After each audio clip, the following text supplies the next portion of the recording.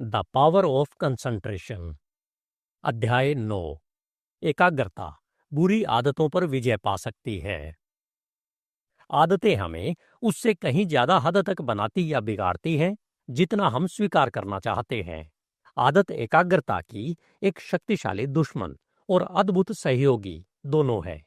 आपको उन आदतों पर काबू पाना सीखना चाहिए जो एकाग्रता के लिए हानिकारक है, और उन आदतों को विकसित करना चाहिए जो इसे बढ़ाती है।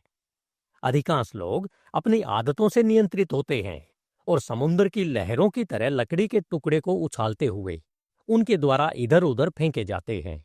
आदत की शक्ति के कारण वे एक निश्चित तरीके से काम करते हैं। वे शायद ही कभी इस बात पर ध्यान केंद्रित करने के बारे में सोचते हैं कि वे ऐसा क्यों करते हैं, या यह देखने के लिए अध्ययन करते हैं कि क्या वे उन्हें बेहतर तरीके से कर सकते हैं। अब इस अध्याय में मेरा उद्देश्य आपको अपनी आदतों पर ध्यान केंद्रित करवाना है, ताकि आप यह पता लगा सकें कि आपके लिए कौन सी अच्छी और कौन सी बुरी है।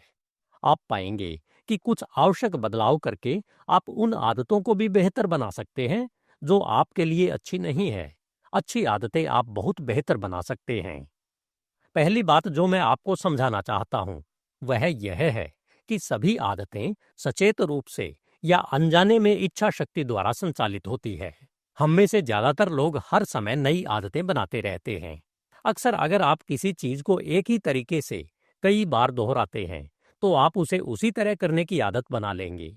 लेकिन जितनी बार आप इसे दोहराते हैं, आदत उतनी ही मजबूत होती जाती है और उतनी ही गहराई से यह आपके स्वभाव में समा जाती है। एक आदत लंबे समय तक बनी रहने के बाद यह लगभग आपका हिस्सा बन जाती है और इसलिए इसे दूर करना मुश्किल हो जाता है। लेकिन आप इसके विपरीत पर गहन ध्यान केंद्रित करके किसी भी आदत को तोड़ सकते हैं। हमारा सारा जीवन, जहां तक इसका निश्चित स्वरूप है, आदतों का एक समूह है। व्यवहारिक, भावनात्मक और बौद्धिक, जो व्यवस्थित रूप से हमारे सुख दुख के लिए संगठित है तथा जो हमें हमारे भाग्य की ओर, चाहे वह कुछ भी हो, अप्रतिरोध्य रूप से ले जाता है। हम आदतों के प्राणी हैं, अपने पिछले स्वरूप की नकल करने वाले। हम मुड़े हुए या वक्रित होने के लिए उत्तरदायी हैं। जैसे हम कागज के टुकड़े को मोड़ सकते हैं और प्रत्येक मोड़ एक सिलवट छोड़ता है, जिससे अगली बार वहां मोड़ बनाना आसान हो जाता है। बुद्धि और इच्छा आध्यात्मिक कार्य हैं, फिर भी वे पदार्थ में डूबे हुए हैं, और उनकी हर हरकत के साथ मस्तिष्क में एक हरकत होती है, यानी उनके भौतिक सहज संबंध में। यही कारण है कि विचार की आदतें और इच्छा की आदतें बनाई जा सकती हैं। सभी भौतिक छापें इच्छा और बुद्धि की क्रियाओं का निष्पादन है। हमारे तंत्रिका तंत्र आज जो हैं वह इसलिए है क्योंकि उनका अभ्यास किया गया है।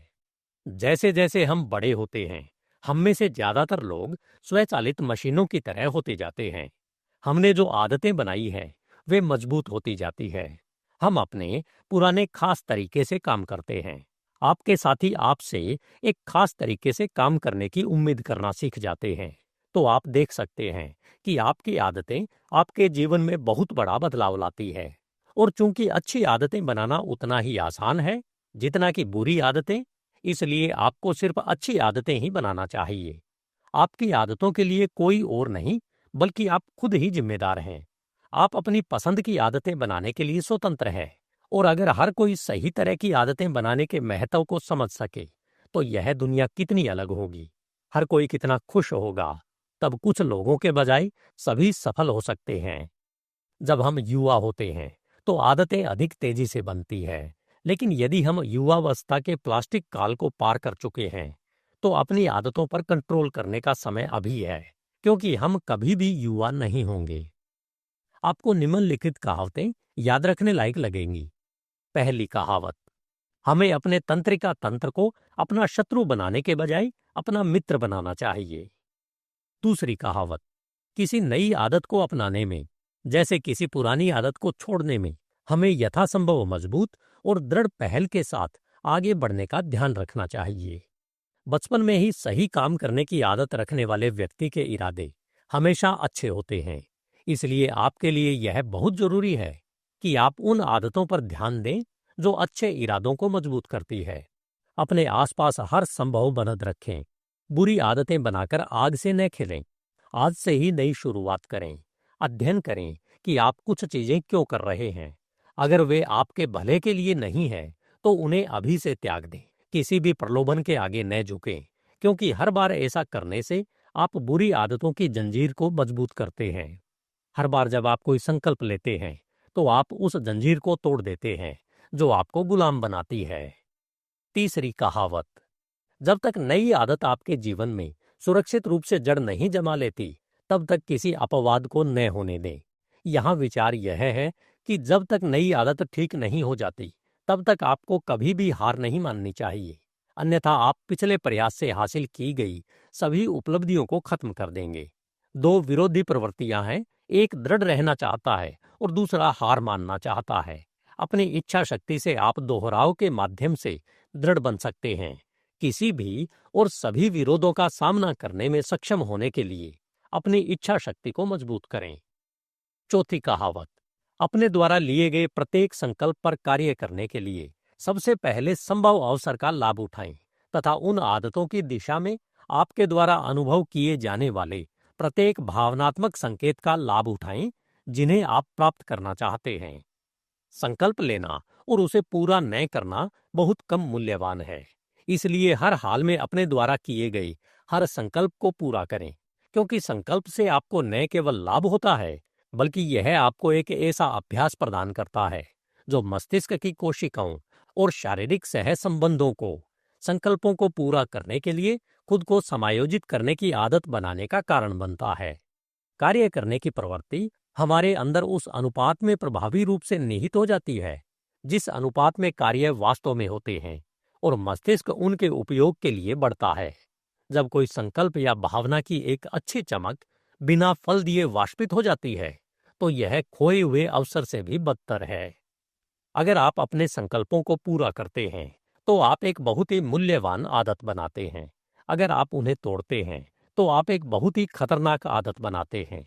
इसलिए उन्हें पूरा करने पर ध्यान दें, चाहे वे महत्वपूर्ण हो या महत्वहीन। और याद रखें कि इस उद्देश्य के लिए महत्वहीन चीजों को पूरा करना भी उतना ही महत्वपूर्ण है, क्योंकि ऐसा करके आप एक आदत बना रहे हैं। पांचवी कहावत, प्रतिदिन थोड़ा सा व्यायाम करके आप अंदर प्रयास करने की क्षमता को जीवित रखें। जितना अधिक हम इच्छा शक्ति का प्रयोग करेंगे, उतना ही बेहतर हम अपनी आदतों पर नियंत्रण रख पाएंगे। हर कुछ दिनों में कुछ ऐसा करो जो किसी और कारण से न हो, बल्कि इसलिए करो कि जब सख्त जरूरत का समय आए तो तुम घबराए हुए न हो और न ही परीक्षा में खड़े होने के लिए अप्रशिक्षित हो। इस तरह का तप एक बीमा प्रीमियम की तरह है जो एक आदमी अपने घर और सामान पर चुकाता है। यह कर उस समय उसे कोई लाभ नहीं पहुंचाता और संभवतः उसे कभी भी वापस नहीं मिल सकता है, लेकिन अगर आग आती है तो उसका भुगतान करना उसे बर्बादी से मुक्ति दिलाएगा। ऐसा ही उस आदमी के साथ होता है जिसने प्रतिदिन खुद को केंद्रित ध्यान, ऊर्जावान इच्छा शक्ति और अनावश्यक चीजों में आत्मत्याग की आदतों के लिए बीमा किया है। वह एक मीनार की तरह खड़ा रहेगा जब उसके चारों ओर सब कुछ हिल जाएगा और उसके नरम साथी भूसे की तरह फटक जाएंगे। युवाओं को अपनी आदतों पर ध्यान केंद्रित करने के लिए प्रेरित किया जाना चाहिए और उन्हें यह एहसास कराया जाना चाहिए कि अगर वे ऐसा नहीं करते हैं तो वे हानिकारक आदतों का चलता फिरता समूह बन जाएंगे। युवावस्था एक प्लास्टिक अवस्था है और इसका उपयोग एक शानदार भविष्य की नींव रखने में किया जाना चाहिए। अच्छे और बुरे के लिए आदत के महान मूल्य को कम करके नहीं आंका जाना चाहिए। आदत मानव स्वभाव का सबसे गहरा नियम है। कोई भी व्यक्ति अपनी आदत से अधिक मजबूत नहीं है, क्योंकि उसकी आदतें या तो उसकी ताकत बढ़ाती है या उसे कम करती है। हम आदतों वाले प्राणी क्यों हैं? आदतों को अक्सर श्रम बचत करने वाला आविष्कार कहा जाता है, क्योंकि जब वे बनती हैं तो उन्हें मानसिक और भौतिक दोनों तरह की कम ताकत की आवश्यकता होती है। आदत जितनी गहराई से जड़ जमाती है, उतनी ही स्वचालित हो जाती है। इसलिए आदत हमारे स्वभाव की एक किफायती प्रवृत्ति है, क्योंकि अगर आदत न होती तो हमें अधिक सतर्क रहना पड़ता। हम भीड़ भरी सड़क पर चलते हैं, रुकने और देखने की आदत हमें चोट लगने से बचाती है। सही तरह की आदतें हमें गलतियां और दुर्घटनाएं करने से बचाती है। यह एक सर्वविदित तथ्य है कि एक ड्राइवर तब तक अपनी मशीन को सुरक्षित रूप से कंट्रोल नहीं कर सकता जब तक कि वह अपने शरीर को आदतन प्रशिक्षित न कर ले। जब कोई आपात स्थिति आती है तो वह तुरंत जानता है कि क्या करना है। जहां सुरक्षा तेजी पर निर्भर करती है, वहां ऑपरेटर को स्वचालित रूप से काम करना चाहिए। आदतों का मतलब है कम रिस्क, कम थकान और अधिक सटीकता। आप तुच्छ प्रकृति की आदतों के गुलाम नहीं बनना चाहते। उदाहरण के लिए, वैगनर को अपने ओपेरा के संगत भागों की रचना करने से पहले एक निश्चित पोशाक की आवश्यकता होती थी। शिलर कभी भी आसानी से नहीं लिख सकता था जब तक कि उसकी मेज के दराज में सड़े हुए सेब न हो, जिनसे उसे कभी कभी एक ऐसी गंध मिल जाती थी जो उसे मीठी लगती थी। ग्लेडस्टोन के पास अपनी अलग अलग गतिविधियों के लिए अलग अलग डेस्क थे, इसलिए जब वह होमर पर काम करता था तो वह अपने विधायी कार्यों के लिए कभी भी आदतन संगत के बीच नहीं बैठता था। अवांछनीय आदतों पर काबू पाने के लिए दो चीजें जरूरी है। आपको अपनी इच्छा शक्ति को प्रशिक्षित करना होगा कि आप क्या करना चाहते हैं, और इच्छा शक्ति जितनी मजबूत होगी, आदत को छोड़ना उतना ही आसान होगा। फिर आपको आदत के ठीक विपरीत करने का संकल्प लेना चाहिए। इसलिए एक आदत को दूसरी आदत की जगह लेनी चाहिए। अगर आपकी इच्छा शक्ति मजबूत है तो आप बुरी आदत को हटाने पर दृढ़ता और लगातार ध्यान केंद्रित कर सकते हैं, और बहुत ही कम समय में अच्छी आदत हावी हो जाएगी। मैं आदत पर काबू पाने के लिए डॉक्टर ओपेनहेम के निर्देशों को बताकर इस अध्याय को समाप्त करूंगा।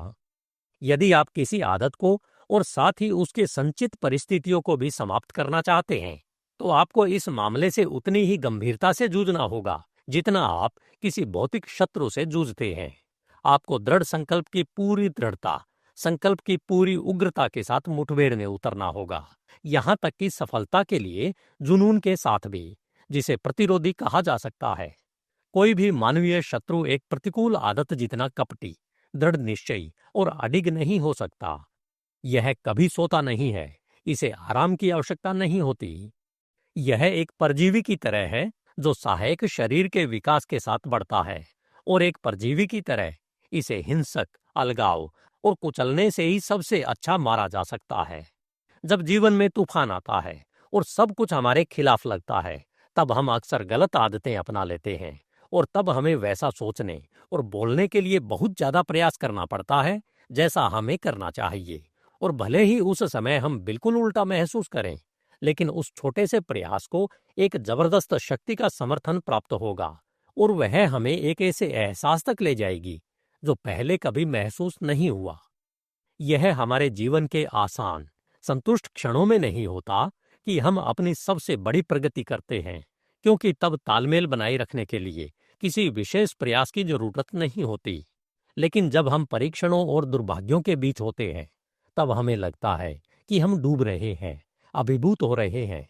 तब हमारे लिए यह महसूस करना महत्वपूर्ण है कि हम एक महान शक्ति से जुड़े हुए हैं, और अगर हम वैसा जीवन जिए जैसा हमें जीना चाहिए, तो जीवन में ऐसा कुछ भी नहीं हो सकता जो हमें स्थायी रूप से चोट पहुंचा सके। ऐसा कुछ भी नहीं हो सकता जो हमें परेशान कर सके।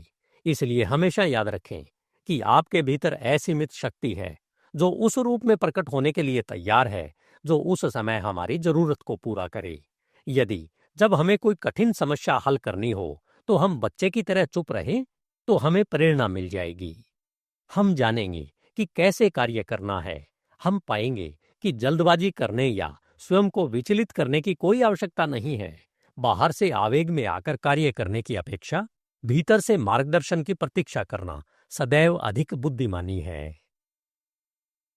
धन्यवाद। HindiAudiobook.com। आपका दिन शुभ हो।